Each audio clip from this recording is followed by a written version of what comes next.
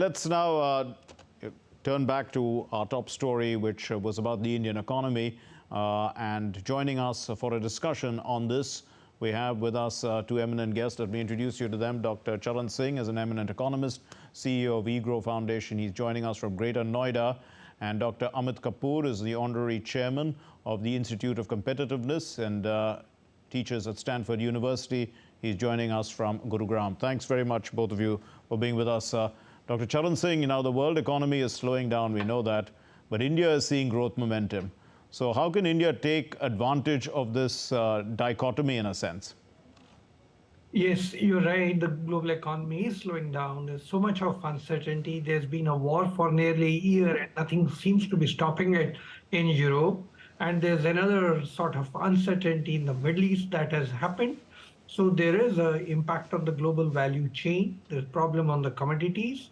And as you know, that we are a very fragile situation because we were recovering from COVID when the war in Europe after 75 years took place.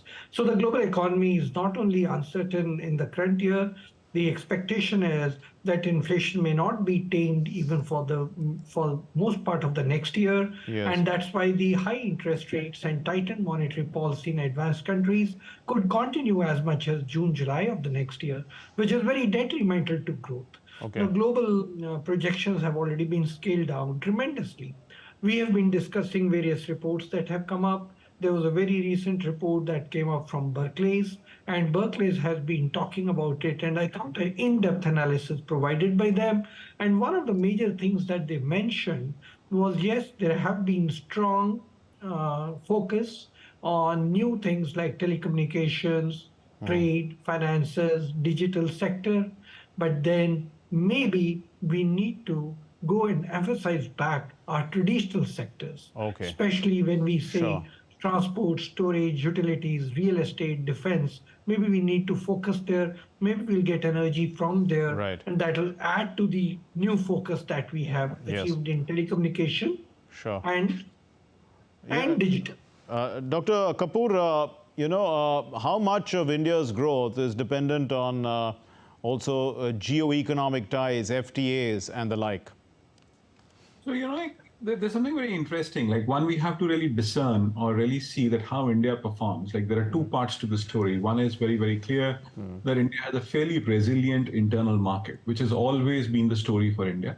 And what we have seen in the last few years is that we have actually been able to move to a better consumption cycle, especially post-COVID. What we are seeing is that there is a growth story that is happening in India. We are growing at least about 7.5% each year, which says that the consumption is also going to be rising. It is already evident, which we see. If you really look at yesterday's numbers, close to about 20,000 crore rupees of gold was actually sold in one single day on Dhanteras.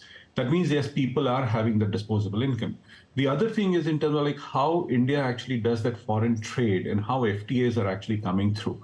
The foreign trade element, as Dr. Singh was saying, that, there is this whole huge realignment that we are also seeing in the world, especially post-COVID, post-war, or especially after the Ukraine war and how people have looked at China. And there is this whole structural realignment that is happening across the world. People are looking at alternate places for creation of industry. And India is one of the beneficiaries of that. We're already seeing that. In fact, if you really look at the last few years, Apple is somebody who's come into India. And if you really ask me, like, Apple is a very interesting story for a singular point, that Apple always goes to a country which is going to be at the cusp or at the point of explosion as a market. Sure. Apple has had the habit of doing it, and that is actually a great endorsement. And as you really look at it, India is also capturing some significant trade things that are happening. So innovation is happening within the country. Today, India is actually becoming an innovation hub in many, many ways. That means you are going to give solutions to the world, and people are looking at India per se for that. Dr. Singh, the vocal for local, you were talking about this, is helping local MSMEs. Is it possible, to build a more structured, guaranteed market for the small entrepreneurs? Mark, I've not been able to get your question. I'm sorry. I was asking you about the small and medium sector enterprises. We are talking about vocal for local. You were speaking about it a little earlier. Do you think we can actually try and generate through our growth more structured markets for the MSMEs? Absolutely. I must also mention that the celebrations for Diwali are on. And in the last few days that I've been in the market, I do see lots of divas being sold. And you've just mentioned in the news in UP on the Ganges, they've made a record. And the sentiments that people have, we need to really support the local divas, different styles and different oil, different mithais. And that's very, very encouraging to me now. Even the sales, very brisk sales that have taken place in the marketplaces, and the way, at least in Delhi, markets have expanded. So the point that I'm trying to make is micro, medium, and small enterprises are already finding, and khadi and village and cottage industry is also already finding support in the Indian psyche. That thought that something which has to come from China or abroad is something which fascinates us, that probably is weaning away. The purchasing power and disposable income in the country is reasonably high. And I think if we have a focused policy on MSMEs, we will be able to tap that and we'll be able to provide employment. I have been arguing for an MSME university on the lines of the agriculture university for nearly 5 years now. I think the time has come, given the demographic dividends that we have, which are not going to last forever, but just for about next 20 years. This is the time to encourage entrepreneurship at the local level, and MSMEs are the best sector which can encourage small and medium entrepreneurship. Dr. Kapoor, is there a brand India that has emerged which is, unique in a way that will make Indian products more sought after? People have talked about the pharmacy of the world, for instance, software powerhouse, digital economy, UPI, Ayurveda, cutting edge, cost effective space solutions, etc. I mean, what would you say? Oh, I think India is actually on a very interesting trajectory. If you really look at the historical antecedents as well, what happened in Japan in the 1970s or 80s is something very strongly happening within the Indian context. India was always known as what you would call as the software powerhouse, or somebody who's actually giving quality labor to that. But what we have seen now is that we are moving into higher end of the system. We see that the whole space age things that are happening. Chandrayaan is a huge success story, which is going to explode into something very, very exciting in the country. If you really, and just picking up from Charan Singh ji's point, like when you talk about MSMEs, there is a large impetus that we see through PLI to the MSMEs, and there is new emergence of sectors there. I think I'm super excited with the whole semiconductor setup. If we are able to get that ecosystem right, the multiplier that we would see within the country is going to be exceptional.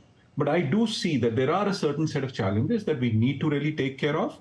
One is clearly that we need to invest more in infrastructure. India has done exceedingly well in infrastructure, but more needs to be done for that. If we are able to do that, then I think with the multiplier across the board is going to be huge. Especially if you really ask me, there are new emerging sectors that are going to be there. We hardly talk about education. India could actually be the education hub for the world.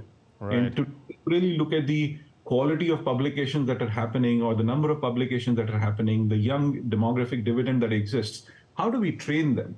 If we are able to bring that quality education, there is going to be an explosion of sector. Healthcare is another one, which is already there at the cusp of huge explosion. So India is really looking at a very positive next few years or next few decades. From my point of view, it's the century for India in the last 70, 80 years. If we just get it right, it is going to be an exceptional story for the future generations to see. And Dr. Singh, how well placed is India then to promote inclusive growth among the global south?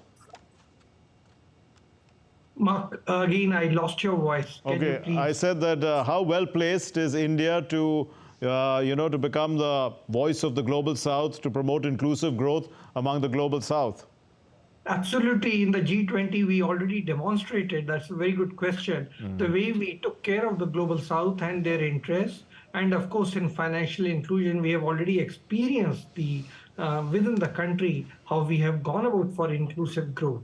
In global issues, certainly there's a certain segment of the countries which have always been neglected. And I think India provided a solid leadership in that context, wherein brought in the countries from the global south. As you must have noticed, Larry Summers and N.K. Singh also authored a report at the behest of G20, looking at the multi-development institutions, because the global financial architecture is not very solid, has been rather weak. The global south has been suffering severely. If you look at the fiscal position of the global south countries, the interest payments, that means a high cost debt, has been really very, very high.